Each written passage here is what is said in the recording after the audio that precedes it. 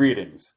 I'm Patrick Baker, Director of the South Dakota Arts Council, and I want to let all members of our statewide arts community know that our thoughts are with you as our state, nation, and world continue to reel from the adverse effects of the COVID-19 health crisis. The pandemic has crossed all sectors, threatening the health of billions and the economies of most nations, and without a doubt, it has struck at the heart of the arts in South Dakota. We want to update our statewide arts community on some of the work we've been doing and plan to do in the coming weeks as we wade through the challenges created by the COVID-19 crisis. One of our top priorities is continuing to support the field through our grants and programs, so we kept to our grant decision timeline and have council approval for our FY21 grants budget. All of you who applied by March 1 will be receiving notifications about your grants at some point in June. And we are going to allow flexibility with the grant projects that were submitted.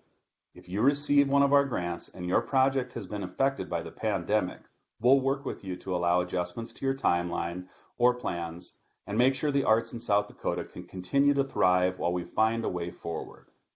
Along those same lines, we're allowing similar adjustments to grant projects and events in the current fiscal year, as well as extending the grant period through the end of this calendar year.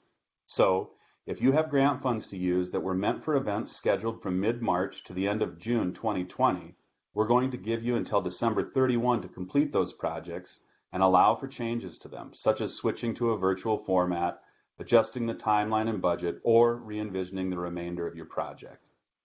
We received an allocation of CARES Act funds from the National Endowment for the Arts, and those funds are designated to help our state's arts and cultural organizations survive this crisis. The first round of funding for that is underway, and we'll be opening applications for the second round on June 1. You can find more information about that process at artscouncil.sd.gov. The final thing I want to put on everyone's radar is our weekly water cooler chat series.